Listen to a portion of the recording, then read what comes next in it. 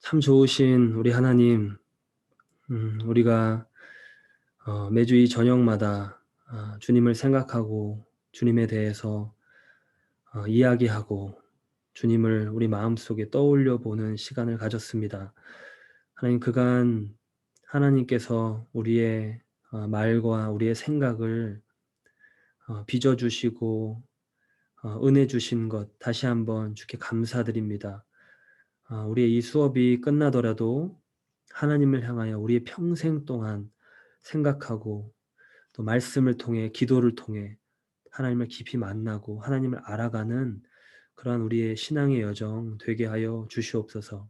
그리하여 우리가 주님을 다시 배울 때 정말 그때가 어색하거나 우리 마음에 어떤 불편함이 있거나 어려움이 있거나 하나님 앞에 질책을 받거나 이러한 우리의 삶이 아니라 정말로 하나님 앞에 오래 알았던 벗과 같이 아브라함이 하나님과 그렇게 서로 교제했듯이 모세가 하나님과 서로 그러한 깊은 관계를 가졌듯이 우리 또한 하나님을 향해 깊은 사랑과 그리움과 또 반가움과 주님을 마음껏 우리 마음 다해 찬송하고 예배하고자 하는 마음으로 복받쳐서 주 앞에 달려나가는 그러한 우리의 삶 되게 하여 주시고 그러한 그 우리의 순간 되게 하여 주옵소서.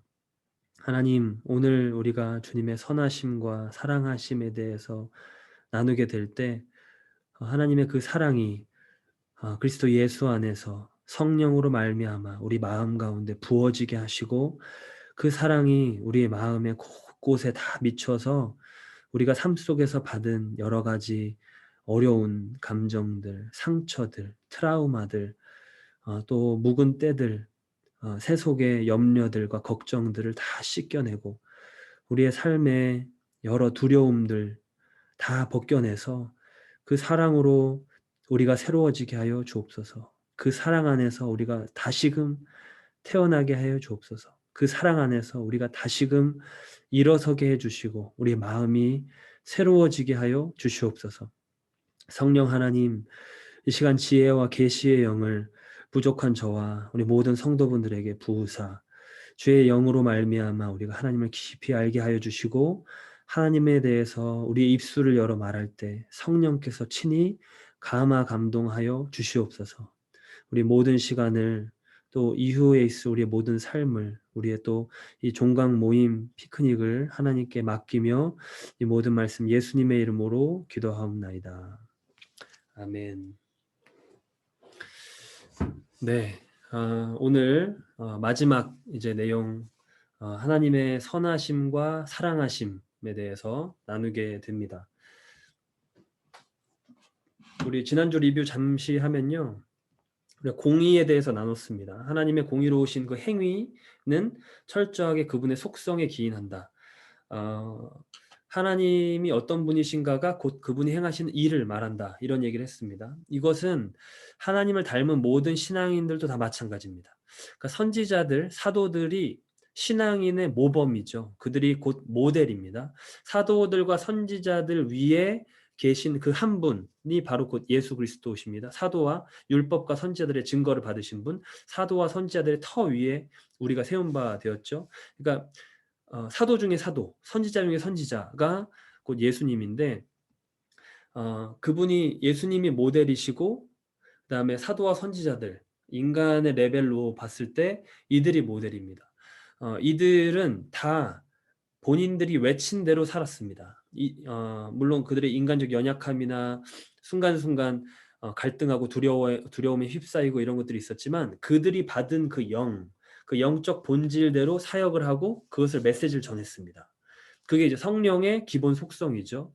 하나님의 기본 속성이십니다. 그러니까 하나님이 누구신가가 하나님의 그 행위를 결정했고요. 하나님의 말씀을 결정했고 그것이 이제 우리 존 프레임 얘기한 것 봤듯이 율법, 하나님의 법이 그 속성을 나타내는 핵심적인 요소죠. 그것을 그 영을 받아서 전한 자들이 이제 선지자들입니다.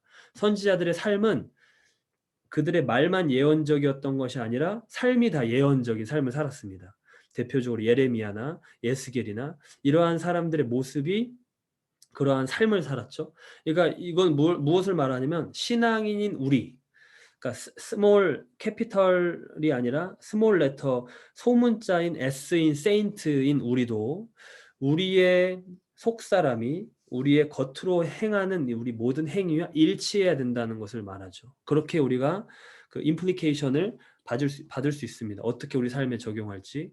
그러니까 안으로부터 나오는 변화. 그러니까 복음은 항상 이 속사람을 겨냥해서 들어온다라고 말씀드렸습니다. 겉을 바꾸는데 바리새인들처럼 외식 겉으로만 먼저, 속은 완전히 무덤, 회칠한 무덤인데 겉으로만 하는 것이 아니라 속에서부터, 겉으로만 간음하지 않는 것이 아니라 속사람도, 겉으로만 살인하지 않는 것이 아니라 도둑질하지 않는 것이 아니라 속사람, 그러니까 공의로운 속성을 가지신 하나님께서 공의로운 행위를 하셨듯이 우리 역시 아버지의 온전하심과 같이 우리의 속사람이 바뀌면서 그것이 겉으로 열매로 나타나는, 이게 다 하나님의 어떤 그 바라시는 원리라고 말할 수 있고, 하나님 자신이 그러신 것입니다.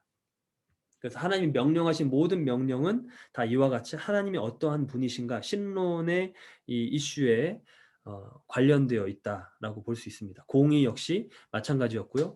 그래서 하나님의 공의로우심은 죄악을 멸하시는 것, 심판을 하시는 것, 아주 공의롭게 심판하시는 것. 이것은 우리 인간이 응보를 바란다. 이 응보에 대한 갈망, 정의가 어그러지면 이게 펴져야 마음이 시원한 것, 이러한 본성을 봤을 때 이것을, 이러한 마음을 창조하신 하나님이 훨씬 더 깊은 수준으로, 깊은 차원으로 그러하시다라는 것을 우리가 말할 수 있습니다. 그래서 공의에 대한 깊은 갈망과 열정을 가지신 분이라고 우리가 하나님을 설명해 썼고요. 그리고 또 하나는 이 공의를 나타내시는 목적은 폭력의 어떤 그 사로잡혀서, 아니면 뭐 우리가 인간이 봤을 때처럼 막 그 분을 막 내비치는 어떤 감정적인 결함 때문에 그런 것이 아니라, 하나님의 공의를 내비치시는 굉장히 중요한 목적 중에 하나가 의의 통치, 그러니까 의를 전가하고 의를 확장하는 것, 의를 부여하시는 것, 이 의의 나라를 점점 넓혀 가시는 것. 이 넓혀 간다는 것은 인격체들이 그 의를 억셉트 한다는 겁니다. 하나님의 법을 받아들인다는 겁니다. 그래서 기본적으로 유대인들이 하나님의 법을 가졌다. 유대인들의 나음이 무엇인가? 꼭 그들은 하나님의 법을, 율법을 맡았음이라 했는데, 유대인들이 착각한 것이 이방인들에게 이 법이 미치지 않는 거라고 생각한 겁니다. 근데 사실상 구약에서 레위기, 출애굽기부터 그 애굽인들도 이 출애굽에 동참하며 나올 수 있었던 것이죠. 여호와 하나님을 자기 하나님으로 모시게 되면 라합처럼 받아들임을, 용납을 받는 겁니다. 왜냐하면 이 의의 내비침, 의의 확장, 이 율법을 말씀하시는 이유는 의의 전가가 목적이기 때문에, 이 의의 통치를 확장하는 것, 곧 인격체들이 이방인이든 유대인이든 상관없이, 유대인이라고 뭐 처음부터 율법을 그냥 마음속에 받고 태어난 것이 아니라 하나님의 선택 가운데 가장 작은 민족이었던 그들을 선택하신 하나님의 뜻이었기 때문에, 이 모든 인격체들이 이방인이든 유대인 상관없이 이 의의 통치를 억셉트하는 것, 그러니까 상천하지에 하나님 같은 분이 없다라고 이 하나님의 통치를 받아들이겠다고 하는 것, 이게 의의 전가죠. 이것이 목적인 겁니다. 그래서 결국은 공의를 나타내시는 하나님의 뜻은 구원, 하나님의 백성으로 삼으시려고 하는 것, 이 하나님의 선하심과 사랑, 인자하심, 긍휼, 자비가 그 안에 같이 있다라는 것이죠. 그래서 이 심판자 대신 이 악을 멸하시는 것과 의를 전가하셔서 구원하려고 하시는 이 선하신 하나님의 사랑이 같이 어떤 나타난 절정과 같은 최고의 장소, 클라이막스가 바로 십자가다라는 것입니다. 하나님이 자기 희생을 하신 것, 하나님이 자기의 독생자를 제물로 주신 것, 이것이 우리의 지난 강의의 어떤 내용을 지금 조금 덧붙이면서 그 리프레이즈 하면서 리뷰를 한 내용이라고 볼 수 있습니다. 그래서 오늘은 하나님의 선하심과 사랑하심에 대해서 나누게 되는데요. 두 가지가 이제 이렇게 좀 맞물려 있는데 조금 다른 주제입니다. 그래서 강의안을 한번 읽어보신 분은 대충 감을 잡으실 수 있는데, 이것이 이렇게 이렇게 하나 이렇게 딱 블럭처럼 계단처럼 혹은 이렇게 이어져 가는데요. 먼저 하나님의 선하심을 보면 선이라는 개념, 우리는 한국어로 이제 선이라고 보지만 영어로는 good이라고 할 수 있죠. 근데 이 good이라는 것이 뜻하는 바가 영어 안에서도 그렇지만 성경 안에서 이 선하다, 보기 좋다, 좋다라고 말하는 이 부분이 두 가지 영역을 포함하고 있습니다. 하나는 완전함으로서의 선이 있고요. 또 하나는 도덕적인 선이 있습니다. 완전함으로서의 선은 도덕적인 선과는 조금 다르게 윤리적 판단을 하는 것이 아니라 그 존재의 목적을 이루는, 이게 꽉 차 있다라는 뜻이에요. 그러니까 이것을 하나님이 창조하셨을 때에 이 창조의 목적을 이 창조된 이 피조물이 완전히 다 이루고 있으면 이 존재는 선한 것입니다. 그래서 어 우리가 선한 창조에 대해서 얘기했을 때 하나님이 처음에 창조를 하셨을 때 예를 들어 빛을 창조하시고 보시기에 좋았다. 토브라는 히브리어를 썼는데 이것은 이제 선하다라는 뜻입니다. 이 선하다라는 이 개념은 그 창조의 목적을 이루고 있다라는 것입니다. 좋다라는 어 그러니까 한국어로는 선이라고 하지만 이제 굿이라고 이게 하나님 보시기에 잘 되었다라는 뜻이죠. 그러니까 하나님이 처음 창조하신 이 창조물들은 그 창조의 원형, 목적을 다 이루고 있었고 그것은 하나님 앞에 선한 것이었습니다. 그리고 이 선한 창조는 결국 하나님의 선하심으로 말미암아 비록된 것이죠. 그래서 계속해서 하나님의 어떤 행위는 하나님의 그분의 속성에 기인한다 라는 얘기를, 그 관점을 계속 제시해 드리는 게, 하나님이 창조한 어떤 결과물이 선한 것은 하나님의 그 행위 자체가 선한 것이고 그 행위가 선한 것은 하나님의 속성이 선하시기 때문이다라는 것입니다. 어, 그래서 이 선하심, 이 신적 완전함을 포함한 선의 개념이라고 볼 수 있는데, 토마스 아퀴나스에서 우리가 하나님은 존재다 이러한 개념을 우리가 아퀴나스가 말한 것을 들었죠. 그리고 아퀴나스적인 신학 관점, 아퀴나스주의자들은 이러한 관점들을 계속 견지하면서 신학적인 어떤 디벨롭을 해나가는데, 아퀴나스는 이렇게 얘기합니다. 선함과 존재라는 것은 사실상 동일하다. 개념만 다른 것이다. 이렇게 말합니다. 선함의 본질은 이것에 있고 그것은 어떤 방법에서 바람직하다.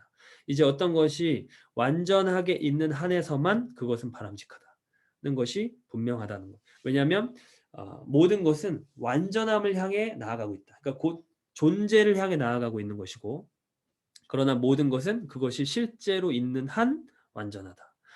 그러니까 지금 말이 이렇게 빙빙빙빙 돌고 있는 것 같은 느낌인데요.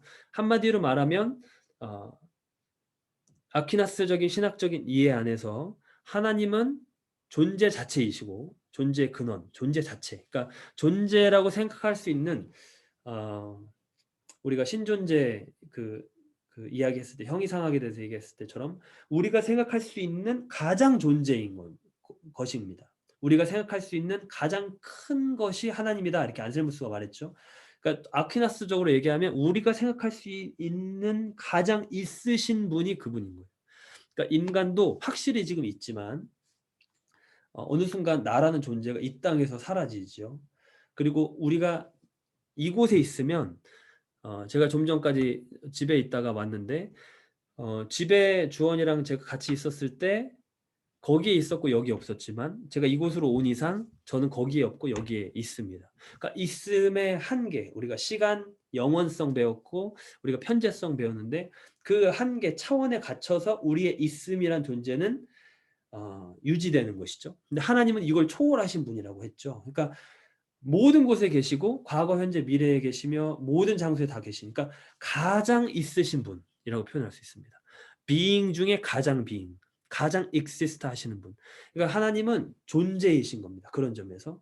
그러니까 악은 이 존재의 결핍이고요. 모든 존재는 이 완전함의 선을 동경하고 거기에 나아가고 그 존재 자체이신 그분의 어떤 공급을 받아서, 생수의 근원이신 그분으로부터 공급을 받아서 살아가듯이 어, 그것이 원천으로 삼고 있는 것이죠.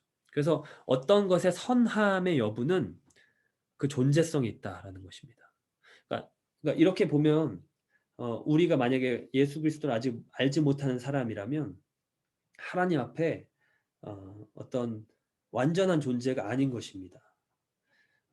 이게 이제 그 조직신학 안에서도 인간성에 대해서 나눌 때 나옵니다. 인간성. 인간성이 무엇인가? 인간성은 철저하게 하나님의 신성에 기인한 것이기 때문에 참된 인간성은 철저하게 예수 그리스도를 아는 지식에서 나오거든요. 이건 이제 그 바르트적인 신학 사상이긴 하지만 바르트만 갖고 있었던 것은 좀 아닙니다. 바르트가 이제 칼빈에 근거해서 좀 세운 부분이 있는데 예컨대 그러니까 가장 인간성의 정점은 예수 그리스도이신 겁니다. 왜냐하면 인간이라는 그러니까 로마서에서 둘째 아담 말하듯이 인간이라고 하는 존재를 규정할 때는 첫 번째로 하나님 앞에 살아가는 사람이고 하나님과 올바른 관계여야 됩니다. 완전히. 그리고 다른 이웃과도 다른 사람과도 올바른 인간 관계여야 됩니다. 그러니까 이게 휴머니티, 인간성의 어떤 가장 중요한 그래서 하나님 사랑, 이웃 사랑이 가장 큰 계명인 것이죠. 근데 이것을 아담 이후에 회복한 사람이 다 없었습니다. 부분적으로 굉장히 높은 수준으로 회복한 그 어떤 뭐 에녹이라든지 그러니까 하나님과 관계가 온전하고 또 하나님과 관계가 온전하면 항상 다른 이들과 하나님 사이에 중재자가 됩니다. 그래서 하나님이 이 땅에 중재자가 없으면 이상히 여기사 이런 이사야 구절이 있죠. 그러니까 하나님 앞에서 하나님과 온전한 관계를 갖는 것이 미디에이터, 제사장이 되는 것, 선지자가 되는 것의 근본된 조건이라고 한다면 아브라함 같은 소돔과 고모라 위에 중보했던 모세와 같은 이스라엘 백성 위에 목숨 걸고 중보했던 이런 사람들이 하나님과 관계가 온전했기 때문에 다른 이웃들을 정말로 사랑했던 것이죠. 근데 그럼에도 불구하고 이 완전성에는 도달하기 어려웠습니다. 그건 불가능했습니다. 그렇지만 예수 그리스도가 이 휴머니티의 완전성을 가지신 분이신 거죠. 하나님과 아버지와 완전히 하나셨고 모든 인간들을 인류를 아버지께로 인도하실 수 있는 그 십자가의 대속제물. 철저하게 우리를 정말로 사랑하신 그 퍼펙트한 인간이셨던 겁니다.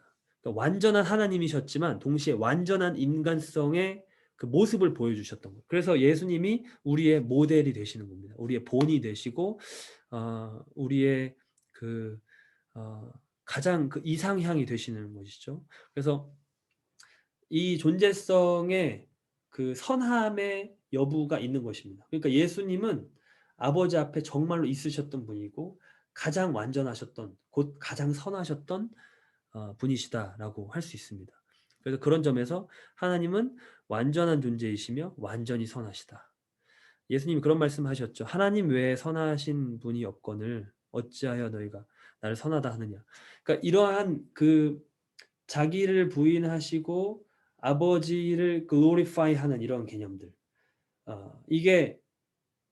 이것 자체가 예수님 페리크레시스 안에 있다라는 것이 증거가 되는 것입니다.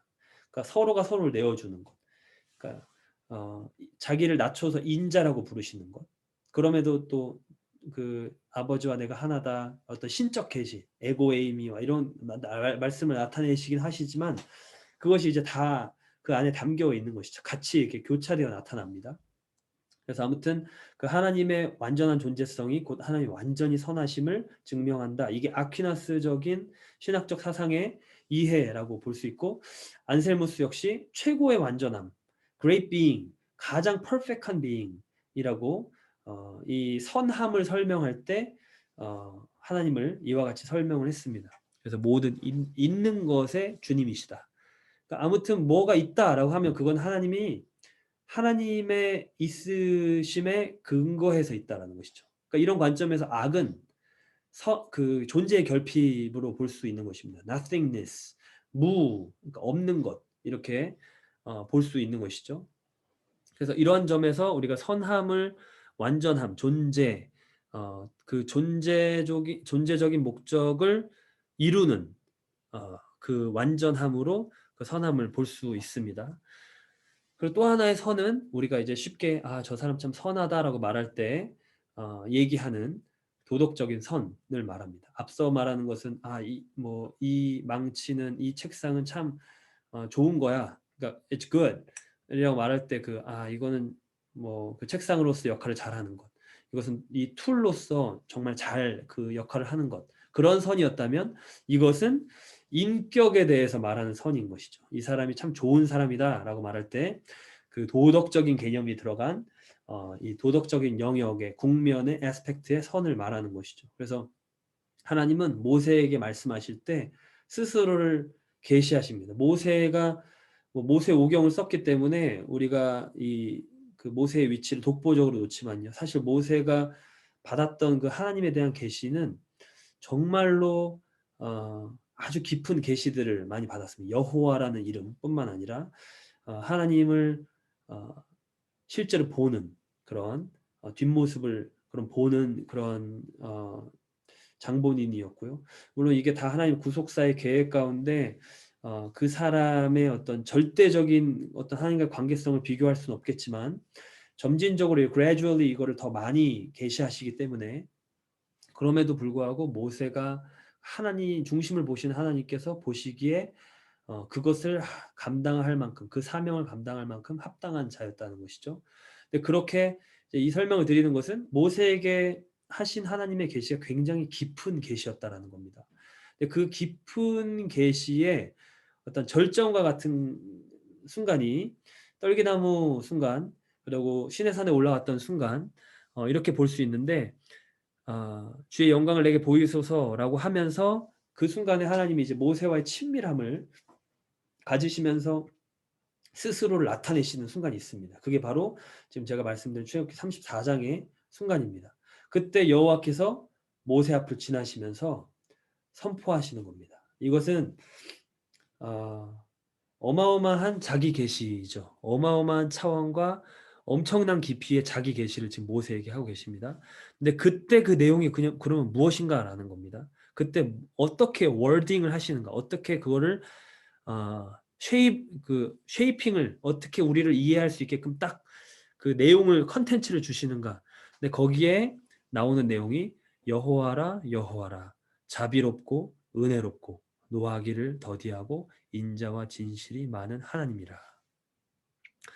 한마디로 지극히 선한 하나님이시라는 것을 말씀하신 겁니다. 다른 말씀을 많이 하실 수도 있었는데 하나님의 얼마나 전지전능하신지, 하나님이 얼마나 영원하신지, 하나님이 얼마나 공의를 사랑하시는 분이신지 다 말씀하실 수 있었는데 모세에게 말씀하시는 그 깊은 순간에 소위 명함을 딱 내미시는데 그때 거기에 쓰여 있는 것이 선하신 하나님이라는 겁니다. 하나님의 본성 자체가 하나님 많은 능력들을 가지신 그 하나님, 많은 그 형이상학적인 개념을 우리가 논의할 수 있었던 그 하나님, 그 하나님의 내용을 담고 있는 그 성품적인 그릇이 자비롭고 은혜롭고 노하기를 더디하고 인자와 진실이 많은 하나님이다. 이렇게 스스로를 소개하시는 거죠. 그러니까 선하신 분이시다라는 지극히 선하신 하나님이라는 것이죠. 요셉의 삶에서 이와 같은 악을 선으로 바꾸시는 것, 선으로 악을 이기시는 것 이런 것들이 나옵니다. 우리가 그 신정론에서 나누었던 이야기인데 당신들은 나를 헤아려었으나 하나님은 그것을 선으로 바꾸사. 하나님의 모든 행위는 다시 말씀드리면 하나님의 선하신 그 하나님 어떠한 속성이 기인합니다. 무슨 일을 행하시면 하나님 그런 분이시구나라고 알 수 있습니다. 이게 표리부동하실 수 없는 분이죠. 인간은 뭐 여러 가지 이유로 그러니까 악한 이유로도 그렇지만 이게 아직 그 과도기에 있을 때에는 이게 자리 잡히지 않았을 때는 마음으로는 이렇지만 겉으로는 다른 이런 부분이 생길 수 있죠. 하나님 완전하시기 때문에 어떤 선하신 행동을 하시면 그것이 곧 하나님의 본성입니다. 그러니까 하나님은 선을 바꾸시는 분, 곧 선하신 분이라고 볼 수 있고 많은 백성의 생명을 구원하시기를 기뻐하시는 분이라고 볼 수 있습니다. 예수님의 산상수훈에서도 원수를 사랑하라는 계명을 하시면서 그 근거가 원수를 사랑하라. 왜냐하면 아버지가 그러하시기 때문이다. 이렇게 얘기를 하신 거죠. 하늘에 계신 너희 아버지의 온전하심, 이 선하심, 완전하심, 텔레이오스, 완전하심, 꽉 차 계시는 이 하나님의 가득 참, 완전함과 같이 너희도 완전하라. 이것은 그 하나님의 도덕적인 선의 개념에서 꽉 차 있다라는 것입니다. 완전히 그 성품적인 supposed to be 한 그 내용으로 full extent로 계시다는 것이죠. 그러니까 우리 또한 하나님의 자녀라고 예수님의 제자들에게 하신 말씀이죠. 산상수훈이 처음에 딱 산상수훈 5장에 보면 예수님께서 산에 이렇게 오르셔서 딱 앉으시니까 제자들이 모여오죠. 이거는 당시에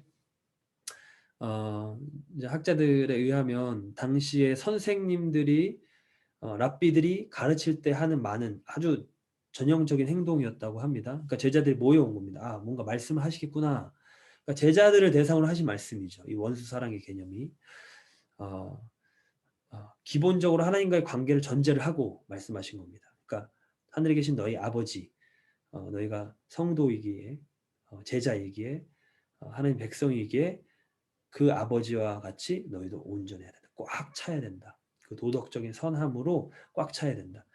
악인과 선인에게 다 비를 내리시는 그분처럼 너희도 악인을 축복하고 그를 원수를 갚지 말고 용서하고 사랑해야 된다. 그러니까 이게 도덕적인 선의 완전함 개념을 말을 하고 있는 것입니다. 이게 다 선하심의 개념과 관련이 있다라는 것이죠. 하나님의 선하심의 대상은 말씀드린 대로 일단 첫 번째 보편적입니다.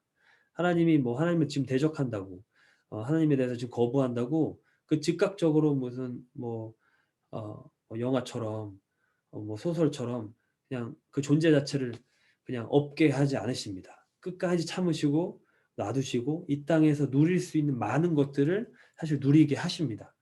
하나님을 거부하는 악인들에게 뭐 산소를 가져가지 않으세요. 물을 가져가지 않으세요. 그들에게 뭐 병을 바로 주시지 않으세요. 그러니까 보편적인 하나님께서 피조 세계에 미치는 하나님의 선함이 있습니다. 아까 좀 전에 보았던 마태복음의 그 산상수훈의 그 원수 사랑하는 개념과 같이 맞물려서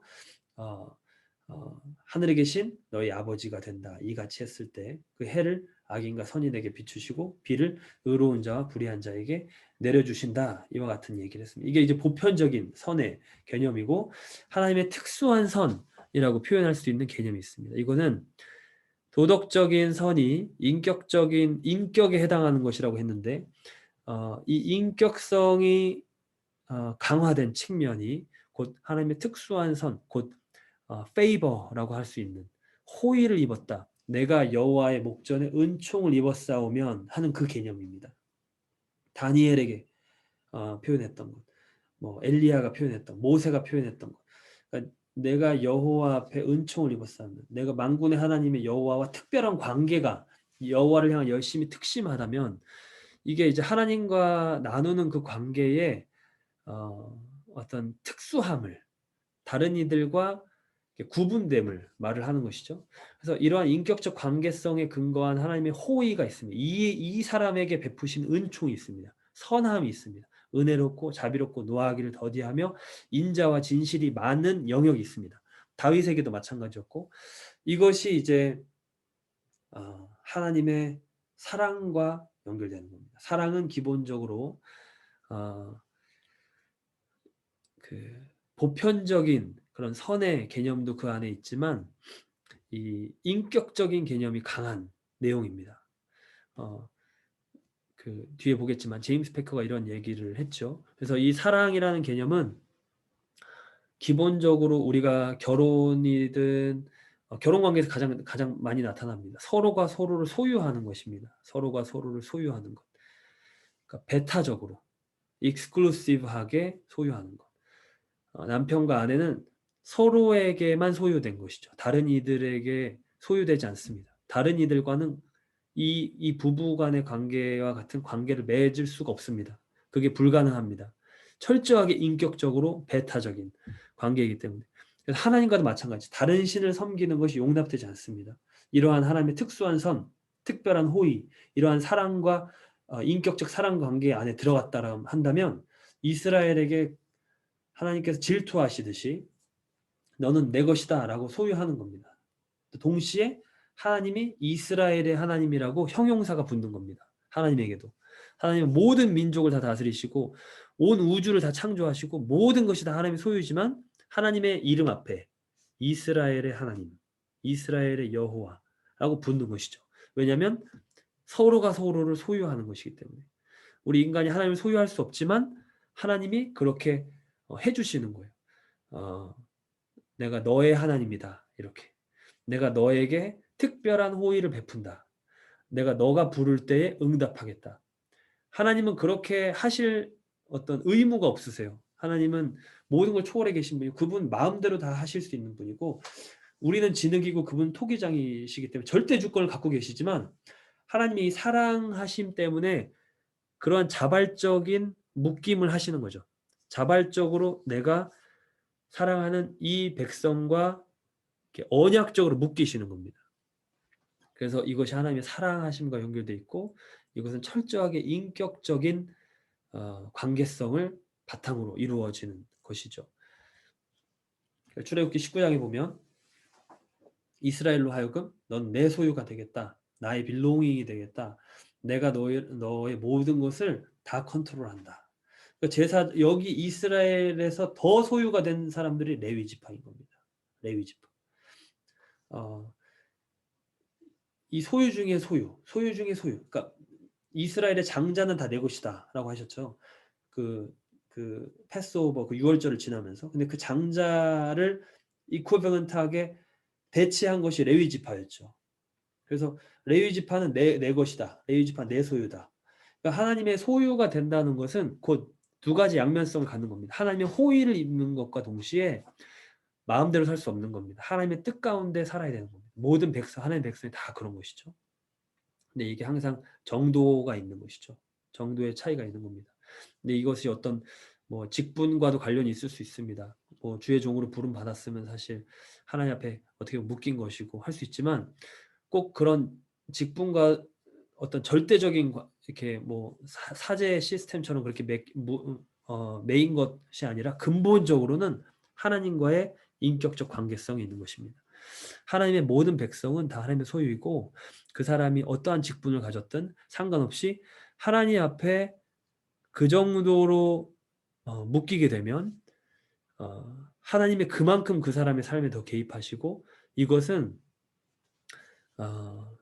아브라함에게 말씀하셨듯이 그냥 복입니다. 복. 그러니까 뭐 레위 지파이든 아니든 뭐 지금 현대적인 언어로 말하면 목회자든 아니든 어떤 교회에서 어떤 직분과 상관없이 자기 자신을 하나님께 완전히 드리는 그것이 곧 하나님을 그만큼 얻는 비결인 것이죠. 이게 관계라는 것이 인격적인 어떤 쌍방향이 있기 때문에 그래서 아가서 2장에 그 솔로몬과 술람미 여인 곧 교회와 그리스도의 관계를 예표하는 설명하는 그런 문학적이고 시적이고 그러한 아주 소위 이제 지성소적인 그 성경이다 이렇게 말을 하는데요. 아가서 2장에 나오는 내용 또 여러 이 내용들이 이렇게 반복됩니다. 근데 내 사랑하는 자는 내게 속하였고 나는 그에게 속하였다. 그러니까 서로가 서로에게 속했다. 이런 말이 나오죠. 요한복음 15장도 내 안에 거하라 나도 너희 안에 거하라. 이게 다 하나님의 특수한 선, 하나님의 특별한 관계, 사랑과 관련이 있습니다. 이스라엘과 또 하나님의 사람들과 맺으셨던 이 특별한 관계성이 곧 이 하나님의 선하심을 바탕으로 이루어진 것이고 보편적인 선함이 아니라 이 사람과 딱 맺으시는 그 특수한 다 다르겠죠. 사람마다 다 다를 것입니다. 그 관계성을 바탕으로 한 선이라고 볼 수 있습니다. 그래서 이것과 맞물려서 이제 사랑하심으로 넘어가게 되는데 선하심과 사랑하심의 관계라고 이제 잠깐 짚고 넘어가면 선함은 완전함, 아까 말씀드린 그 존재의 목적을 이루는 완전함을 포함한 넓은 개념이고 사랑은 자비와 은혜에 초점을 맞추고 있고 또한 인격적인 내용을 부각시킨 것이다라고 할 수 있습니다. 그러니까 저 사람은 선해라고 말할 때 그냥 그 사람의 한 행동, 말, 그냥 모든 것이 일상생활이 선하다는 것이죠. 성품 자체가 선하다는 것이죠. 근데 저 사람은 저 존재를 저 또 다른 사람을 사랑하고 있어라고 말하는 것은 반드시 그 인격적 대상이 같이 들어가는 것이죠. 혹은 뭐 나는 저 사람을 사랑해라고 말한다는 것은 역시 인격적 관계가 같이 이렇게 들어가 있는 것이죠. 그러니까 선함은 일반적인 창조에 적용될 수 있는 개념이라면 사랑은 그 창조된 피조물들 중에 인격적인 관계의 내용이 더 부각되어 있는 것이다라는 것이죠. 물론 사랑도 아까 말씀드린 대로 하나님이 이 피조물을 사랑하시는 것, 이 세상을 사랑하시는 것, 이런 것들이 그 안에 보편적으로 들어가 있지만 기본적으로 소유의 내용들이 많이 들어가 있고 하나님의 사랑에 대해서 이렇게 아주 하이라이트처럼 서신서든 선지서든 이렇게 반짝하고 드러날 때는 항상 그 인격적인 내용들이 그 안에 담겨 있습니다. 그래서 사랑은 그런 부분들이 더 부각되어 있다라고 볼 수 있습니다. 제임스 패커는 사랑이 무엇이라고 표현했냐면 하나님의 선하심이 발휘된 것, 구체적으로 발휘된 것. 우리 그 교재에 하나님을 아는 지식에 보면 그렇게 나와 있고요. 루이스 볼코프 같은 경우는 하나님의 선하심은 하나님으로 하여금 모든 피조물을 관대하고 친절하게 다루도록 촉구하는 것. 창조주가 지각이 있는 피조물 자체에게 느낀 애정이다 라고 말했고, 제임스 오어는 사랑이란 일반적으로 한 도덕적 존재가 다른 도덕적 존재, 그러니까 인격을 말하는 것이죠. 그걸 바라고 기뻐하도록 해주는 원리로서 각자가 상대방의 삶 속에서 사는 인격적 관계, 상대방에게 자신을 나누어주고 셀프 기빙, 자신도 상대방의 애정을 받는 것에서, 그러니까 이 상호죠. 받는 것에서 기쁨을 발견하는 그런 인격적 관계에서 최고 형태에 이른다.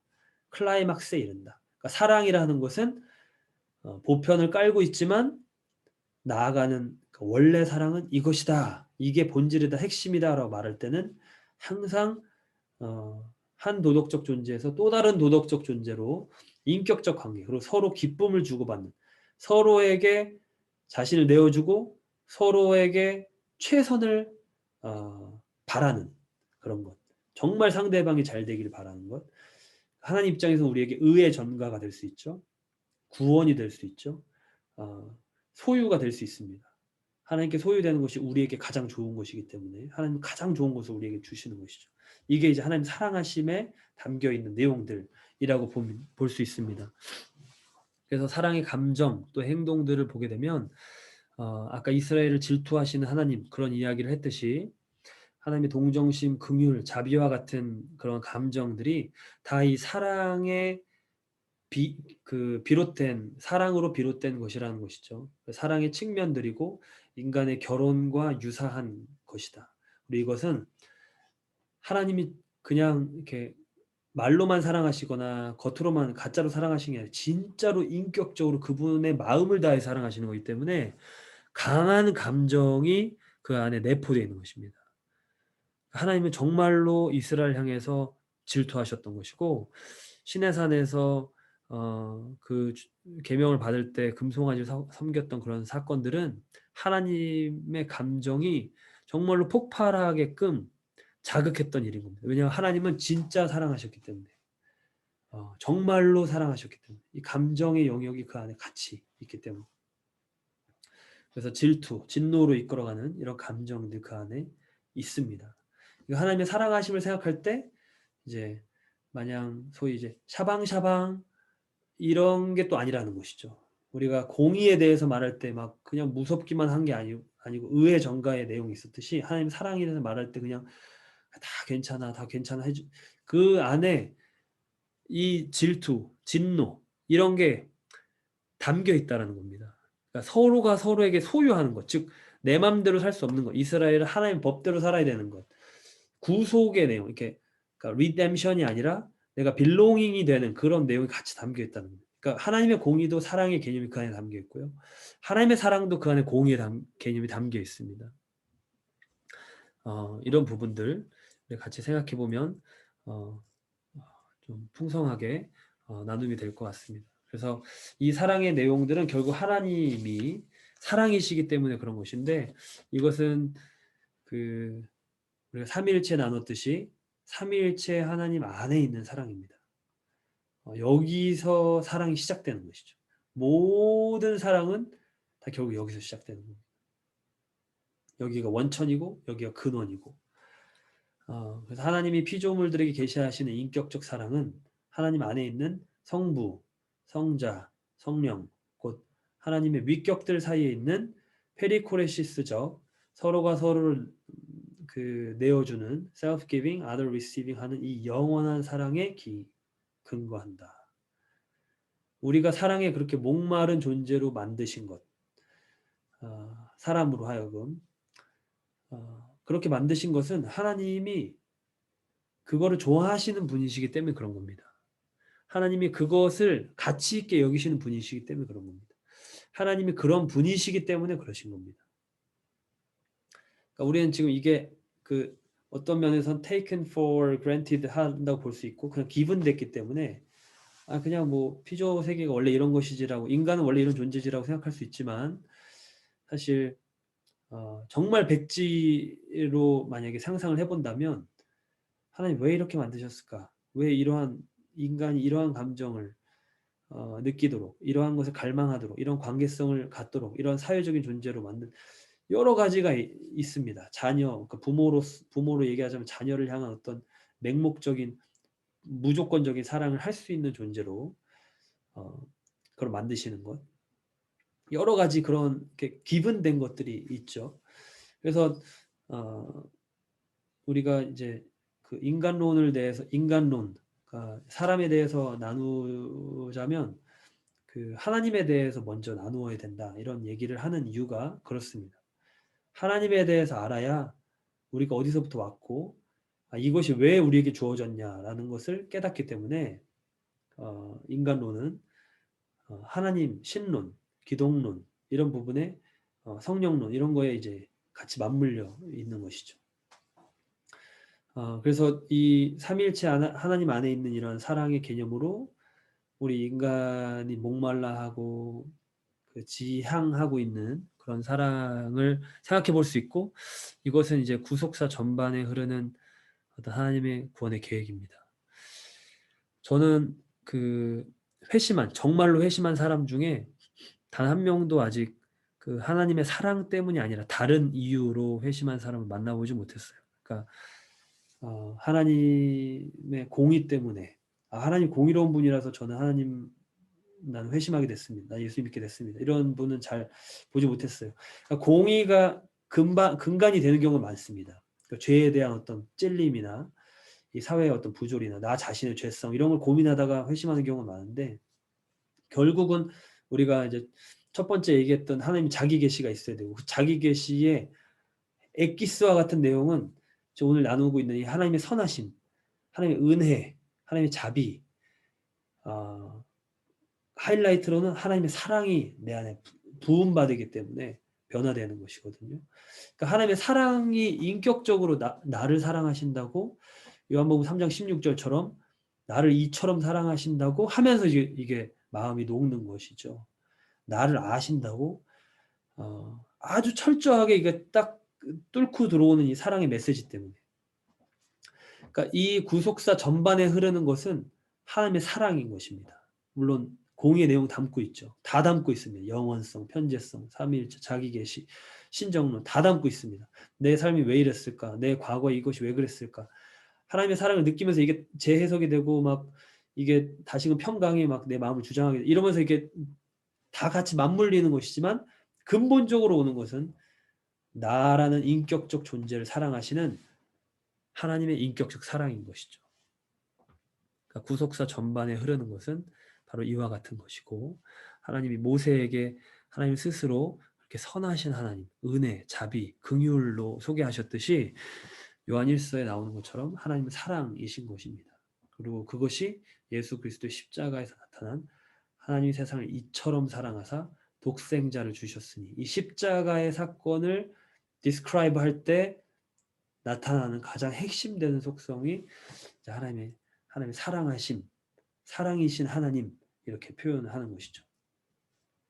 그래서 선하심과 사랑하심의 공통된 특징을 보자면, 아까 선하심도 그렇고 사랑하심도 그렇고 다 상대방을 위하는 것입니다.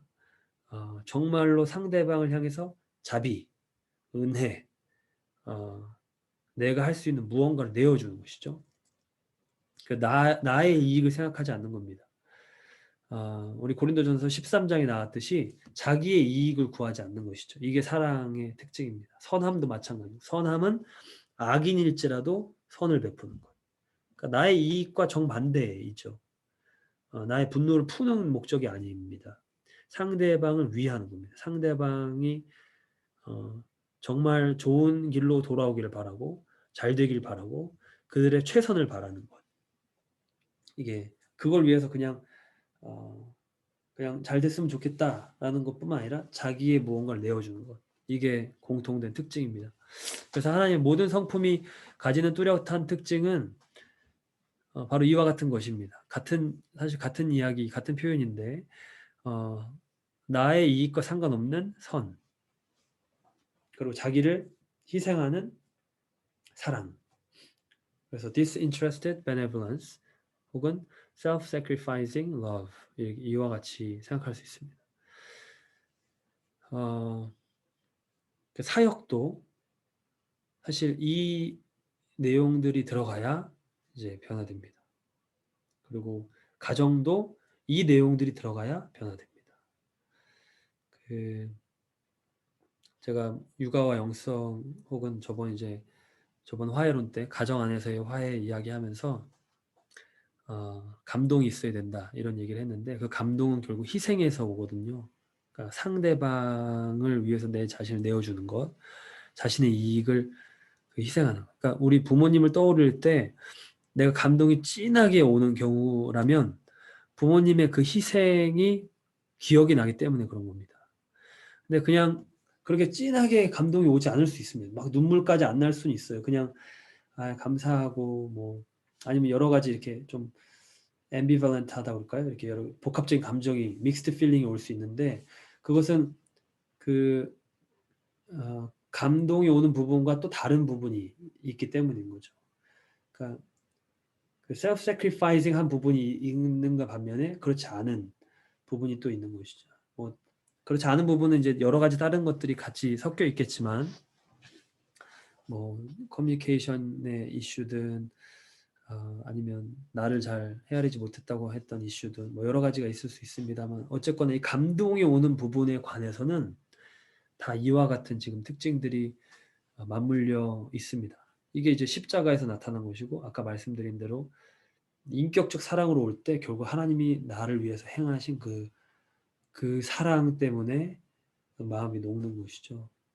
그래서 이게 이제 사역도 마찬가지고 가정도 감동이 있어야 되는 것, 그리고 자기 희생이 있어야 되는 것, 자기 부인적인 그 행위가 있어야 되는 것. 이게 마치 이렇게 댐에 물을 쌌듯이 이렇게 막 쌓아가지고 어떤 모멘텀이 됐을 때 이게 탁 열리면 부어지는 것이죠.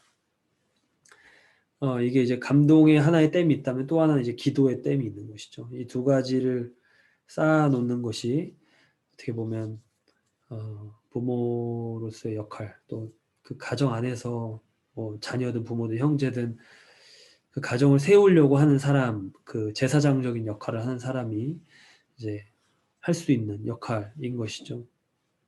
그래서 하나님이 이러신 분이신 것입니다. 하나님의 모든 성품은 다 이와 같은 면을 가지고 있고 나를 오해하시는 하나님 생각하기 어렵습니다. 내 마음을 잘 모르시는 하나님 잘 알기 어려워. 그러니까 그렇게 다가올 수는 있는데 막상 뚜껑 열고 보면 하나님이 맞는 경우가 있는 것이죠. 나는 이런 줄 알았는데 그런 경우는 간혹 있을 수 있지만 대부분은 하나님 뭔가 우리에게 말씀하시거나 딱 감동을 주시면 그냥 내 마음에 이렇게 꼭 맞는 딱 정확하게 그렇게 주십니다. 그렇지 않고 약간 모르면 사실 이제 더 분별을 해볼 필요가 있는 것이죠. 말씀이든 말씀으로 분별하고 기도로 분별하고 또 한 가지 우리가 생각하기 어려운 부분은 하나님이 이기적으로 행동하시는 경우 하나님이 날 위해서 행동하시지 않고 그냥 다른 것을 위해서 하나님의 다른 목적을 위해서 우리를 수단화 시키시는 경우 이런 것을 생각하기 어렵습니다. 하나님의 본성이 그렇지가 않으시기 때문에 완전히 정면으로 역행하는 것이죠. 그러니까 하나님의 모든 성품은 철저하게 하나님 자신을 내어주는 것, 하나님을 떼어주는 것, 예수 그리스도의 살과 피를 떼어서 나눠주는 것. 이것이 하나님의 기본 속성이고 하나님의 마음인 것이죠. 이게 선하심과 사랑하심의 공통된 특징입니다. 그리고 이게 그 회심의 어떤 하나의 증거라고 볼 수 있습니다. 이기적이고 그러니까 단순히 도덕적으로 내가 비양심적이었다가 양심적이었다. 이것은 뭐 굉장히 좋은 것이고 양심이 회복되는 것만큼 사실 구원에 확실한 증거가 없다라고 생각은 개인적으로 하고 있습니다만 이것과 맞물려서 또 하나 사실 어떻게 보면 더 높은 차원으로 진짜로 회심의 굉장히 중요한 어떤 증거는 이 disinterested benevolence, self-sacrificing love가 어느 정도 있느냐라는 겁니다. 양심, 내가 도덕적인 행위를 비도덕적으로 하다가 도덕적으로 하는 것은 자기를 위해서도 할 수 있거든요. 내 마음이 더 편하고 내 마음이 더 좋고 그런 걸 위해서 할 수도 있습니다. 그렇지만 상대방, 내가 편한 게 아니라 정말로 상대방을 위해서 하는 거라면 나에게 아무런 유익이 오지 않는 거라면 그거는 쉽게 하기 어렵습니다. 회심하지 않은 사람이라면. 그리고 하나님을 닮아가는 사람이 아니라면 하기 어렵습니다. 그러니까 하나님을 닮은 사람이라면 복수하는 것이 용서하는 것보다 더 어려워질 수 있습니다. 용서하는 게 더 편한 거예요. 이게 이제 단순히 마음 편하려고 하는 용서가 아니라 정말로 그 사람을 위해서 하는 그런 용서. 하나님의 사랑이 나를 강권하시도다 이렇게 되는 것이죠. 그 사랑이 부어져 있기 때문에 그 마음이 그러니까 하나님의 성품을 닮아가면 이런 모습이 나타나는 것이고 하나님의 성품의 특징들이 바로 이 자신을 내어주는 것, 상대방을 받아들이는 것. 이게 이제 화해론의 어떤 그 핵심적인 표현이었는데 이게 선하심과 사랑하심의 공통된 특징이라는 것이죠. 그래서 이런 면에서 하나님은 사랑이시다라고 정의를 할 수 있는 겁니다. 하나님은 사랑이시다. 그냥 하나님은 전능이시다 이렇게 하지 않죠. 잘. 하나님은 전지하심이다 이렇게 하지 않습니다. 하나님은 사랑이시다라고 이렇게 정의를 하는 것은 그만큼 이 아까 말씀드린 대로 이 사랑이라는 것, 자비, 긍휼 이런 것이 다 포함된 이 사랑이라는 것이 하나님의 모든 성품을 담고 있는 어떤 그 이렇게 기초 혹은 가장 기본과 같은 것이 되기 때문에 그래서 사람이 친구를 위하여 자기 목숨을 버리면 이보다 더 큰 사랑이 없나니 너희는 내가 명한 대로 행하면 곧 나의 친구라. 예수님이 본인의 목숨을 지금 제자들에게 버리시기 직전에 하신 말씀이시죠. 그러니까 더 큰 사랑이 없는 최고의 사랑으로 우리에게 다가오신 겁니다. 아버지도 아들도 다 이와 같은 사랑으로 우리에게 오신 것이죠. 선하신 하나님, 사랑하심이 가득한 사랑이신 하나님. 그래서 지난주에 우리가 봤던 공의와 또 사랑의 조화, 공의의 심판, 죄를 멸하시는 것, 그다음에 사랑의 구원, 우리를 구원하시는 것. 이것이 조화가 우리 이제 십자가 이야기를 했는데 어떻게 이게 될까요? 우리 제임스 패커도 준엄하심, 인자하심 이런 것을 같이 논의했었습니다. 거기에 이제 하나의 어떤 클로가 될 수 있는 구절이 긍휼이 심판을 이기고 자랑한다라는 내용이 있습니다. 그러니까 성경 안에서 전반적으로 흐르는 하나님의 어떤 속성이자 그 태도이십니다. 진노하셨다가 중재자가 있으면 그 진노를 누그러뜨리시는 거. 맹렬히 분노하셨다가 그것을 다 안 쏟으시는 것. 그러니까 긍휼이 있다면 소돔과 고모라와 같은 악이 가득한 성읍이어도 의인 10명으로 그것을 상쇄시키려고 하시는 긍휼이 심판을 이기고 자랑하는 그 내용을 갖고 계신 겁니다. 다만 공의의 기준을 어그러뜨리지는 않으십니다.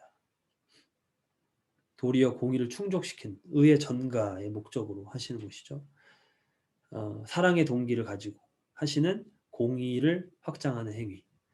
그리고 이것을 할 때 항상 이제 중재자가 나오는데 그리고 그것을 대신 그 고통을 받고자 하는 사람들이 나타나는 겁니다. 그러니까 중보자가 자기 희생적인 삶을 나타내는 사람이죠.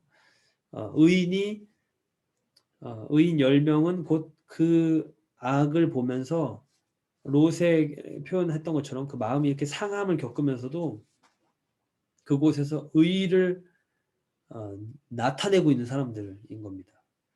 그러니까 그런 사람들을 보시고 하나님 공의를 이루시는 거예요.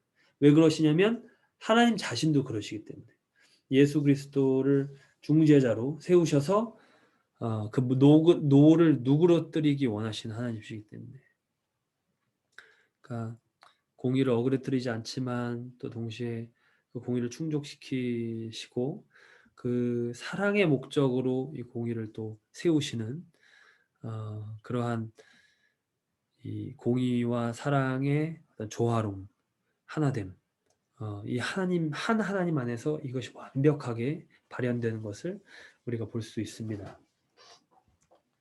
그래서 하나님의 사랑은 공의를 이루시며 구원하시는 것,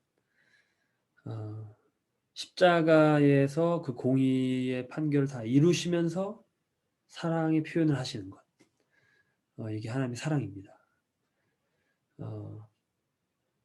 존 프레임은 성경 메시지의 가장 중심인 신적 사랑의 형태는 죄인을 구원하시는 하나님의 사랑이다. 이것이 그리스도의 복음, 즉 좋은 소식이다. 그러니까 이게 가장 높은 차원인 이유는 하나님이 죄를 정말로 싫어하시기 때문에 그렇습니다. 그러니까 적당히 자기 부인을 하신 게 아니라 완전히 자기 부인을 하시는 순간이 이 죄인을 구원하시는 하나님의 사랑, 이 죄를 멸하시는 공의의 하나님께서 그 죄의 삭을 대신 지불하시면서 그 죄인을 건져내오시는 것, 이게 이제 십자가인 것이죠. 이게 신적 사랑의 형태의 가장 핵심이다라는, 공의의 심판과 사랑의 구원이 이와 같이 하나님 안에서 조화가 되었고, 우리가 지난 시간에 보았던 것처럼 어떤 개념, 뭐 공이든 사랑이든 나눌 때는 이거를 그냥 추상적으로 이렇게 하늘에 떠다니는 것처럼 알 수 없고 반드시 인격적으로 어떤 인격 안에서 그게 나타나게 되어 있습니다. 그러니까 피조된 것이 뭐 나무, 풀, 산, 물만 피조된 게 아니라 사랑이라는 것도 하나님 안에 있는 것이 우리에게 피조 세계에 주어진 것이죠. 그러니까 이 피조된 우리에게 이렇게 알려져 있는 이 사랑은 철저하게 그것을 만드신 하나님 안에서 가장 온전히 깨달아질 수 있고, 특히나 고차원적인 가치일수록 인격적인 관계 안에서 가장 온전히 깨달아지게 되어 있습니다. 사랑을 깨달으려면 무인도에 만약에 혼자 태어나서 자란 아이가 있다면요, 다른 인격 사람을 아무도 만나본 적이 없으면 내가 나무를, 내가 돌을, 내가 어떤 동물을 아무리 사랑한다고 해도 그 사람과 사람 간의 사랑을 경험해보지 못했으면 그 사랑의 온전함을, 인격적 사랑이 무엇인지 개념을 알기 어려울 겁니다. 뭐 사랑도 마찬가지고 공의도 마찬가지고 화해도 마찬가지고, 이와 같은 원리로 하나님이라는 그 사랑의 창시자와의 인격적 관계를 통해서, 즉 예수 그리스도의 복음 안에 나타난 하나님의 사랑을 통해서 사랑이 이 정도까지구나 라고 사랑의 정의가 확실해지는 것이죠. 그게 이제 리셋되는 것이죠. 나는 사랑이 그냥 이 정도인 줄 알았는데 이 정도가 사랑이구나. 이거는 이제 그 소위 전도와 그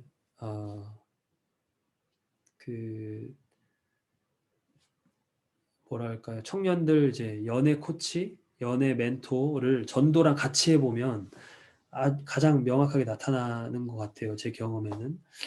그러니까 아직 예수님 잘 모르거나 아니면 뭐 믿었는데 이렇게 잘 알지 못하는 교회만 다니는 사람이 이렇게 연애를 할 때 그 연애 코치를 해주면서 이 사람이 이해하고 있는 사랑은 그냥 세상의 드라마나 영화나 자기가 본 책에서 그냥 자기가 본 경험, 또 많은 경우에 이제 본인의 집에 어머니 아버지가 표현하는 그런 사랑이죠. 거기에 그냥 갇혀 있습니다. 근데 이제 하나님의 사랑이 계시되면서 그 사랑을 발현하는 장소, 세팅으로서의 연애가 시작되면 완전히 다른 차원으로 연애랑 이 사랑의 인격적 사랑이 뭔지를 깨닫게 됩니다.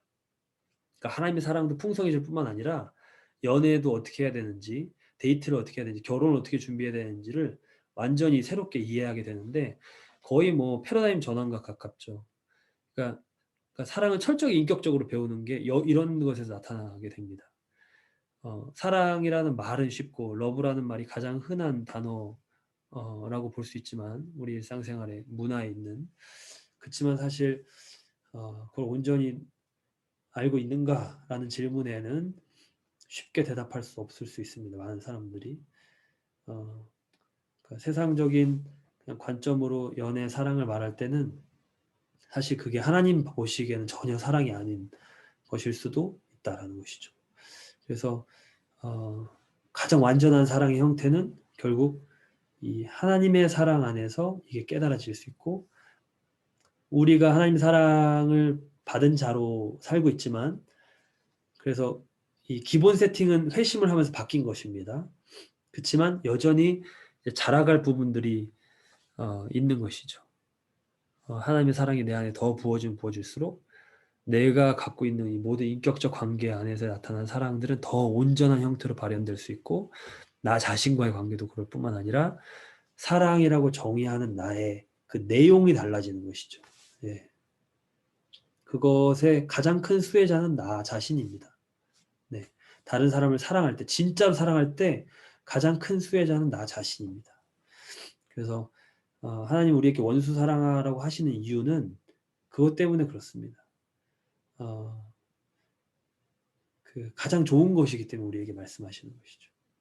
하나님 절대로 안 좋은 것을 주시지 않으신 분입니다. 하나님이 스스로 안 하시는 것을 우리에게 말씀하시지도 않고 그냥 적당히 우리에게 주시는 분이 아니라 완전히 주시는 분이기 때문에 하나님 우리로 하여금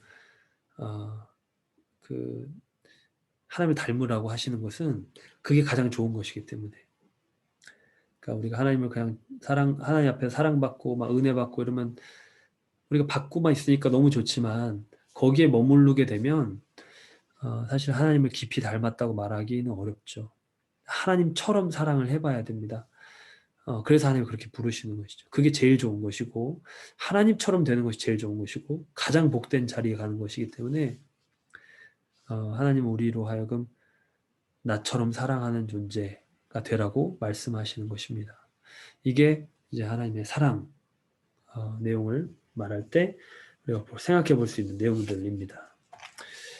그래서 생각해 볼 질문들 제가 3가지 적었는데 한번 고민해 보시면 좋을 것 같아요. 그리고 저희가 이제 강의를 마치고 그 마지막 파이널 페이퍼를 낼 때 제가 질문들 드렸던 것들 한번 그것에 대해서 답을 해 보시는 걸로 이렇게 좀 짜셔도 그렇게 내용을 엮으셔도 괜찮습니다.